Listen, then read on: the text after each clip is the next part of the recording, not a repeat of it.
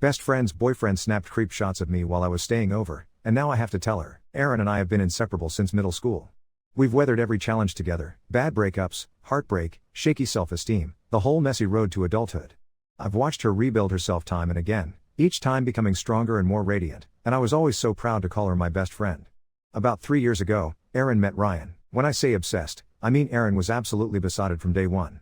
Before they even started dating, it was non-stop Ryan this and Ryan that. It was cute, really. When they eventually got together, everything just clicked. They moved in together quickly, he's from another city, traveled everywhere, crafted this picture-perfect life, even got their dream puppy. It seemed like every wish Erin ever made had culminated in those last 2 years. I'd never seen my friend genuinely, deeply happy before, and I was so glad for her. And Ryan? Everyone loved him, including me. He was charming, sweet, the kind of guy who just blended seamlessly into our group. A couple weekends ago, I went to visit them. The three of us went out for drinks. Nothing wild, we even called it an early night. I was supposed to crash on the pull-out sofa in the living room. I packed my usual comfy pajama shorts and tank top. I never think twice about wearing that at a friend's. We all said goodnight, laughter hanging in the air, happiness and warmth. I got myself settled in, exhausted but content, and tried to drift off. At around 4 in the morning, I was startled awake by something lightly brushing my feet. I'm a very light sleeper, so small noises usually wake me, but this was different. I had a pillow over my head to muffle outside sounds, and the first thing I thought was that the puppy was climbing up onto the couch. But then it hit me, there were no telltale clicks of little nails on the floor, and besides, the puppy always slept in its crate. My blood ran cold. I couldn't move for a moment. Panic and confusion paralyzed me as I felt someone gently tugging at my blankets, slowly exposing my legs. I tried to act like I was waking up, shifting under the blanket, moving the pillow slightly from my eyes. That's when I saw Ryan. He was standing completely still right beside my makeshift bed, and as I moved, he quietly shuffled away, eerily silent. If I hadn't peeked out at that moment, I wouldn't have even heard him walking away.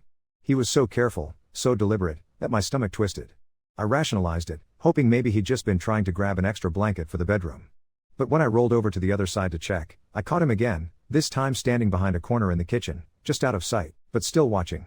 I felt my heart thunder in my chest, a low, nauseating fear setting in.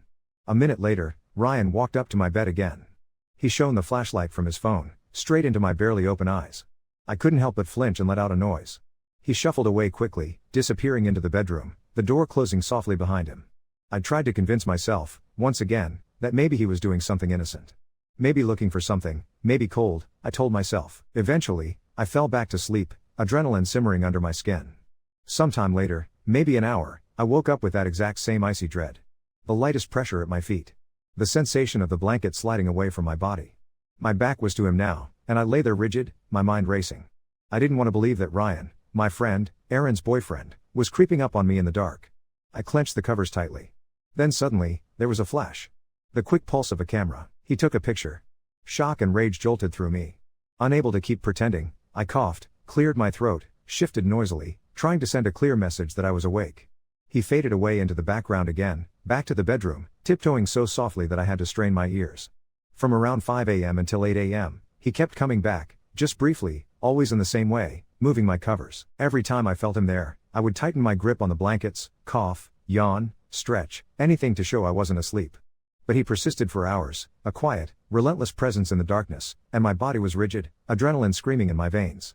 At around 8 a.m., when the sun finally crept into the living room, I grabbed my phone and texted my boyfriend in a panic, begging him to call me as soon as he woke up. I felt safer in the daylight, convinced Ryan wouldn't risk anything with the room illuminated. I let my guard down slightly, convincing myself Erin would be up soon. But 45 minutes later, Ryan came back. Daylight streaming in, and still he hovered. At that point I moved, yawned loudly, stretched my arms out like someone who'd just awakened, making sure he understood I was alert.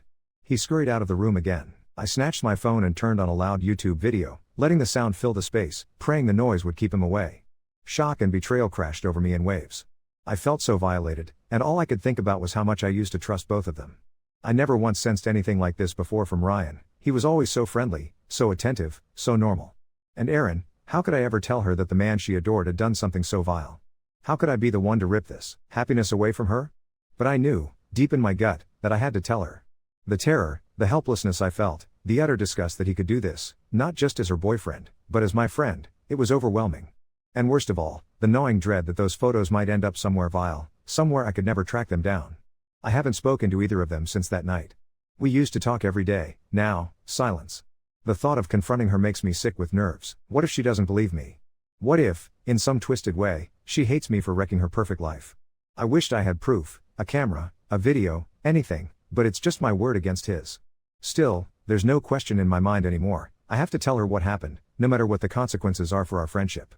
Now I'm just searching for the right way to do it, the right words, the right moment, sick with grief and fear and anger that I was ever put in this place. Update 1. After a few days of agonizing over what to do, questioning myself at every turn, was it real? Am I exaggerating? Did I just imagine all of this? I finally gathered myself and decided to tell Erin everything. My heart was hammering, and I kept replaying every detail in my mind, second-guessing whether it was even possible, terrified, honestly, that she'd hate me forever. When we met up in person, I laid it all out for her. Every uncomfortable moment, exactly as it happened. Erin just listened, quietly, her face hard to read at first. When I was done, she looked at me and said she believed me, no hesitation. She hugged me tightly and promised that she'd talk to Ryan herself. I left feeling lighter but still braced for the fallout. That night, Erin texted me. She was devastated and almost hysterical after confronting Ryan.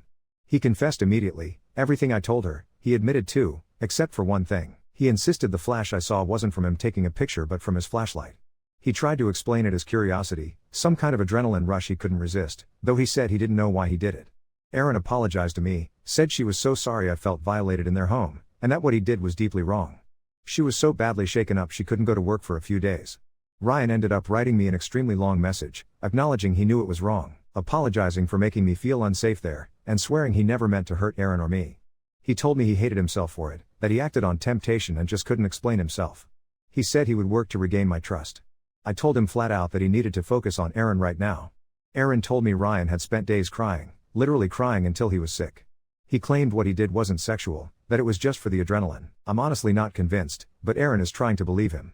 She went as far as texting all the girls who'd ever slept at their house, just to find out if there was any pattern, if any of them had similar experiences. Every single one was shocked and denied ever experiencing anything like it. Erin is devastated, completely heartbroken, but from what I can see, she isn't planning to break up with Ryan. She did tell me, very clearly, that she doesn't want him around me, or any of her other female friends, for the foreseeable future. If I remember anything else important, I'll make sure to add it in. This whole thing has just been overwhelming, and it still feels surreal. Update 2. I thought it would all quiet down after that first ugly week. Erin was brittle but functioning, treating Ryan like a roommate she didn't know how to evict from her own life. I kept my head down and avoided their place altogether. Then, this past Saturday, she texted me 3 words that made my stomach flip. Can you talk? I called her immediately. Her voice was flat in that way that means it's not flat at all, like she'd been wrung out and ironed over. She asked if I could come by. She said Ryan wasn't home. I almost said no on instinct and then I was already driving. The second I walked in, Erin didn't even hug me. She went straight to the shelf where the puppy stuff is and pulled down the little white camera they keep trained on the crate. I'd forgotten about it. Honestly, I think she had too. She set her laptop on the coffee table and hit play. I recognized my own legs before my brain caught up. There I was, a dim blue-gray outline of me under a blanket, the pull-out angled just far enough that the edge of the frame caught the lower half of the couch. The timestamp in the corner read 4:07 a.m. And then, him. Ryan slides into view like he's afraid of the floorboards, phone screen down low near my knees, that tiny dull rectangle of light cupped in his hand like he was protecting it. You can see his fingers moving. You can see the blanket lift. And then the whitest blink of light, the exact little pulse I'd tried to convince myself I imagined. I heard my own cough, tinny through the laptop speakers, and watched him ghost backward into the kitchen like a shadow that realized it had a body. Erin had scrubbed through everything. She had timestamps and clips. 4:22. 5:03. 6:41. 8 in the morning, daylight bleeding into the room, and he still slinks back like it's a compulsion he can't beat. Each time the same careful choreography, like a dance he practiced: approach, hover, light, tug, flash, retreat. There was no reading of it that felt harmless, no angle to soften the blow. We watched in silence for 15 minutes. At one point she paused it and closed her eyes and pressed her palms into them until little crescents bloomed white on her skin. She told me she hadn't even been looking for proof of the photos. She'd pulled the footage because she wanted to know if he'd been out there when he said he was getting water. When she saw the first clip, she said she tasted metal. She confronted him again that morning. He stared at the screen like he was watching a movie he didn't remember auditioning for, and then he tried to spin it the exact same way. No photos, just testing if I could. I don't know why, the light was nothing. Erin didn't even raise her voice. She just asked to see his phone. He refused. She told him to open photos. He said he deleted everything because he realized how bad it looked. And then, as if this was a generosity, he offered to let her look at his recently deleted. So she did. The album was empty. He must have learned enough to clear that out. She told him to hand her his iPad. He hesitated, and in that hesitance she said she felt like she could see him completely for the first time, every little calculation crossing his face. He tried one last little story about passwords and dead batteries and how the iPad isn't on his iCloud. Erin has always been the most patient person I know. I could hear in the way she told it that this time she wasn't. He gave her the iPad. She put in his passcode, because of course she knew it, and went straight to a calculator app I didn't think twice about when I'd seen him use it before. She held the corners with both hands like it was some poisonous little animal and tapped around, and then it wasn't a calculator anymore. It was a vault. Folders inside folders inside folders, the kind of organization that looks innocent if you call it storage. One was titled in the most nothing way possible, 0413. Inside were 8 photos. Grainy, low, from the same angle I'd just watched on her laptop screen. My blanket. My legs. The couch. Me, asleep, my body defenseless in a frame I never agreed to. One shot still had the glow of the time in the top left corner, 4:23 a.m., like he wanted to remember when he did it. There were other folders. Erin didn't show me all of them. She almost didn't show me anything. She held the iPad to her chest like it was going to bite and then turned it enough that I could see, and then changed her mind and turned it back.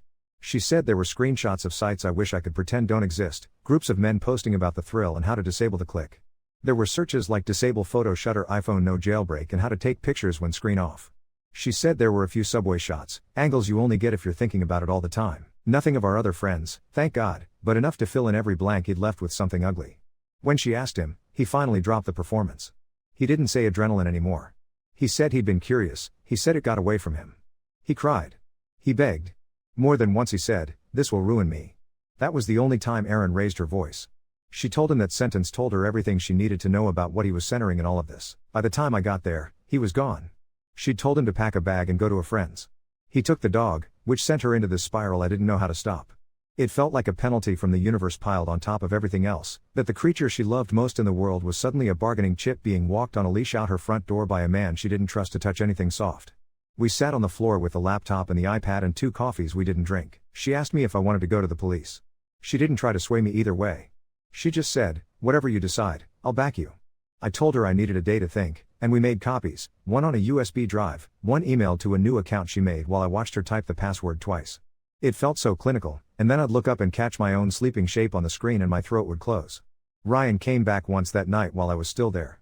He knocked like a stranger. We didn't let him inside. He stood in the hallway and asked to speak to me alone. My entire body said no before my mouth did. Erin held the door at an angle you could fit a credit card through. He cried again. He said he didn't share the photos anywhere. He said he deleted them the second it was over, as if the existence of the vault hadn't already contradicted him in 1,000 little ways. He said he was getting help. He said he booked a therapist. He said he never once thought of me that way before, that it just presented itself. He said he'd make it right. I don't think there's a version of right here that includes me having to watch myself be filmed sleeping in my best friend's living room. Erin told him to stop contacting me altogether. He nodded and stared at the floor and then asked, quietly, if I was going to tell anyone. I think he meant my boyfriend. I think he meant everyone. I told him I didn't owe him that conversation and closed the door. We're in motion now in a way that feels terrifying and steady at the same time. Erin called her parents. She called a locksmith. She texted Ryan that he could come pick up the rest of his things this week at a time when she won't be home. She asked me if I could be there with one of our other friends to supervise, and I said yes, because of course I did. We haven't told many people outside our tiny circle, but I told my boyfriend and he was exactly what I needed him to be, quiet, solid, not asking me to retell anything I didn't want to. Erin made an appointment at her own therapist, because she said if he's getting one then so is she, and that was the first time in 48 hours I saw a flash of the Erin I know. I don't have a bow for this. I don't know what he's going to do next. I don't know what I'm going to do next, either, if I'm honest, beyond making sure what happened to me at 4 a.m. on a pull-out couch doesn't disappear into a fog of maybe I imagine it. It was real. It's in pixels and timestamps and the way Erin gripped my hand so hard I could feel my pulse in my palm. It's in the dog camera I forgot existed recording the exact moment my body became a thing for somebody else to collect. And it's in the way Erin leaned her head on my shoulder after we closed the laptop and said, very quietly, "I'm so sorry you had to be the one to find out who he is." Update 3. The day Ryan was supposed to pick up the rest of his stuff felt like standing in a doorway with a storm on either side. Erin didn't want to be there, so it was me and our friend Liv, both of us with keys and a printed list Erin had put together like a manifest of a life she was returning to the sender. He showed up 5 minutes early with a borrowed truck and the kind of blank, over-polite voice people put on when they're trying not to break character. He kept his eyes pinned anywhere but on mine. He tried to take the router, said he paid for it, and for a second I just stared at his hands on the cords and felt this rush of heat at the base of my skull. I told him to leave it. He opened his mouth and then closed it and set it down like it burned. Every now and then he'd look toward the hallway where the dog bed used to sit and his face would crumple and smooth out again like he was ironing it from the inside. He was in and out in under half an hour. He didn't say a single word to me beyond "excuse me" when he moved a bike. When he left, he did this tiny nod that no one returned, and then he was gone into late afternoon, the door clicking shut on the place he'd rehearsed 1,000 versions of his life inside. Liv and I stood there a minute, breathing. I thought the quiet would feel like relief, and it felt, weirdly, like aftershock. I drove home with my windows open and the radio low, like if I kept everything normal enough it would flatten back to size. 10 minutes from my apartment my phone buzzed with the kind of alert I've only seen in screenshots. An unknown AirTag had been moving with me. I watched the map unfurl, my path from Aaron's to mine lit up like a thin vein. I pulled into the first gas station I saw and parked crooked under the fluorescents. The app made that thin little chirping sound and I followed it around my car, my heart going so hard my fingers shook. It was in my tote. Same one I'd brought to their place that night. It wasn't just tossed in, he'd slid it into that tiny inner zipper I never use, tucked under a Band-Aid packet like a kid hiding a note in a library book. I don't know how long I sat there with the thing warm in my palm and the chirp still going. I took a photo of the serial number, screenshotted the path, and then pried it open and popped the battery like I was diffusing something. My boyfriend was at my apartment by the time I got upstairs. I couldn't get the words out of my mouth fast enough to make them make sense. He didn't ask what ifs. He put the AirTag in a Ziploc and then another Ziploc like it could leak, and then we drove to the station. The desk officer's expression didn't change when I explained. I was grateful for that small piece of neutrality, like a chair pulled out for me before I even realized I needed to sit. They added it to the report. They photographed the tote and the spot where it had been. A detective came out and asked me to walk through the timeline from the night in their apartment to the truck in the parking lot to the gas station and the chirp. He used the word pattern and I felt my skin go electric. He said he'd get a subpoena to match the serial to an Apple ID, that we should not contact Ryan, that if anything else like this turned up to call and not text. We got back to my place after midnight and I lay on the floor on my back, watching the ceiling fan make its drowsy rounds, counting each click until the numbers didn't mean anything. My phone lit up with an email from the court a few hours later, like the internet was keeping vigil. The temporary order I filed that afternoon was granted. No contact, no following, no devices, no nothing. Service was out to the sheriff. A hearing would be in 2 weeks. It felt both like a shield and a piece of paper you can tear with your hands depending on where I let my brain sit. Erin called in the morning sounding like she hadn't slept in a bed so much as in a pile of old winter coats, heavy and full of other people's weight. She didn't say hello. She said, "He tagged you?" The quiet that followed wasn't empty. It was packed with every version of him she'd defended to herself and me and her own therapist. She was furious in this clean, crystalline way I've never heard from her. She said she'd already called the microchip company about the dog, that she'd found the adoption paperwork and his name wasn't on it, that her dad was driving up and they were going to go get him back. I told her to take a cop if she could. She said she'd already called the non-emergency line. She was 5 steps ahead of me, like she was stitching herself plain wings as she fell. They brought the dog home that afternoon. She FaceTimed me from the sidewalk so I could see him barrel into her like a small comet. She cried and apologized to the dog and then cried because she realized she was apologizing to a dog, and then laughed, which made me cry a little on my kitchen floor with a dish towel in my hands like some Victorian moron who faints at bad news. Ryan didn't make a scene. He wasn't there, his friend was, matching sheepishness with a defense I could hear even from a block down the phone line. He didn't know, he didn't want to be in the middle. Could we keep it civil? Erin held up the paperwork and the officer nodded and that was it. The dog curled himself into the kind of exhausted sleep only little creatures and people who've run out of adrenaline get. By the next day, the detective called again. He wanted me to bring the iPad. He'd seen the clips we'd saved from the crate cam. He said there was enough probable cause to ask for a warrant for Ryan's phone and laptop, but he'd need to build the bones with what we had first in case things disappeared. Erin signed a statement on her end. We stood in the hallway outside the squad room with styrofoam cups going cool in our hands and went over, out loud, the names of every app we remembered opening on his iPad while we were both too shaky to think straight. I kept thinking about the little Vault app wearing a calculator costume and had to swallow hard every time the image hit my throat. 2 days later, a process server knocked on my door at dinnertime with an envelope for me and one for Erin, proof of service. Ryan had been handed the order at his friend's place. Inside there was a carbon copy of the conditions and a hearing date circled in highlighter like the most boring birthday reminder. Erin texted me a photo of hers and then didn't text for a while. When she did, it was a line I could feel in my chest: "I'm not interested in how he cries anymore." The hearing was in one of those windowless courtrooms that swallow sound. He showed up in a suit that didn't fit and shoes that looked like they hurt him. He had a lawyer.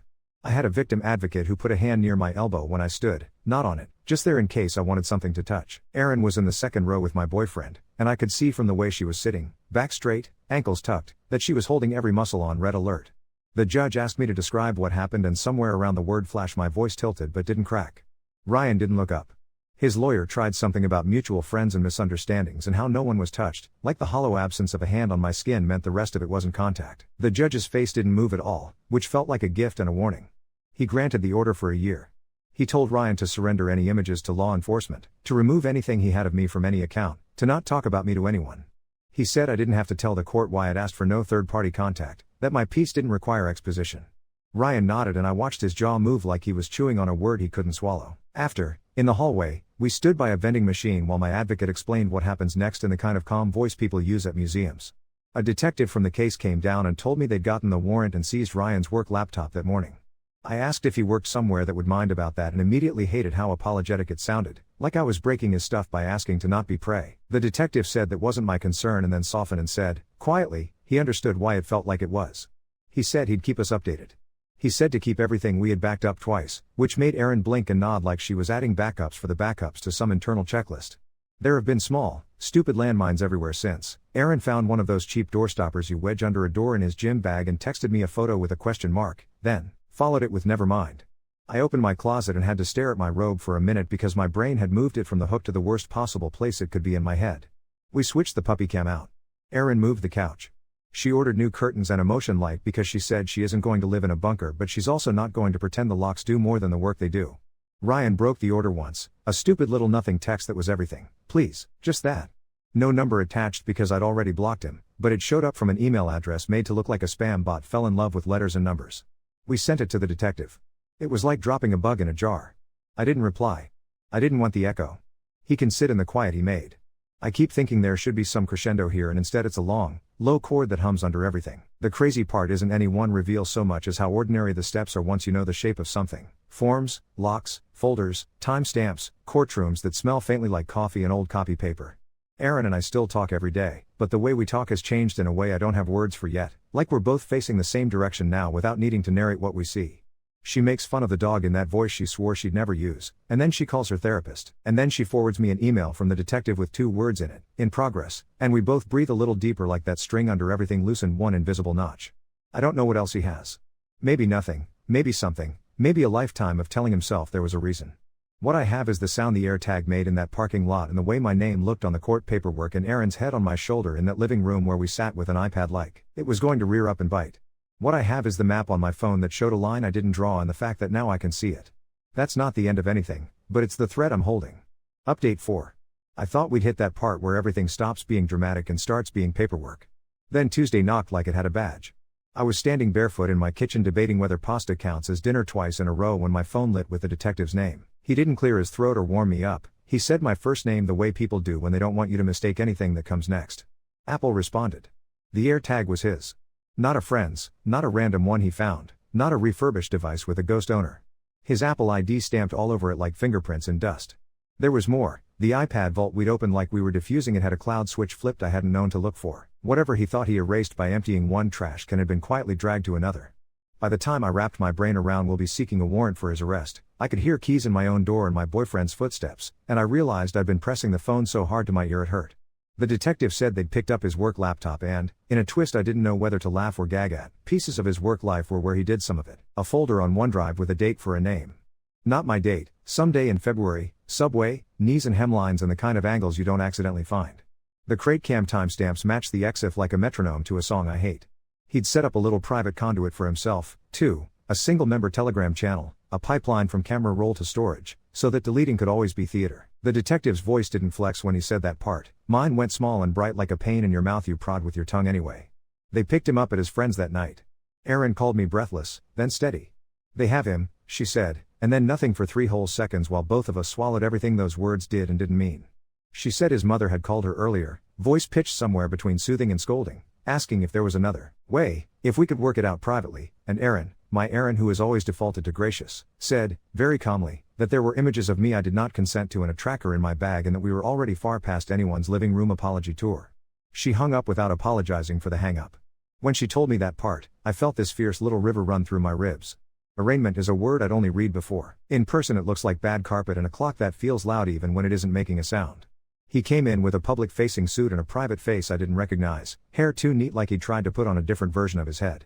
Erin sat behind me holding a tissue so tightly the edges went soft. The prosecutor read through counts in a voice that didn't tremble. Stalking for the tag, unlawful surveillance for the photos, an order of protection violation for the ghost text he'd threaded through a fake address.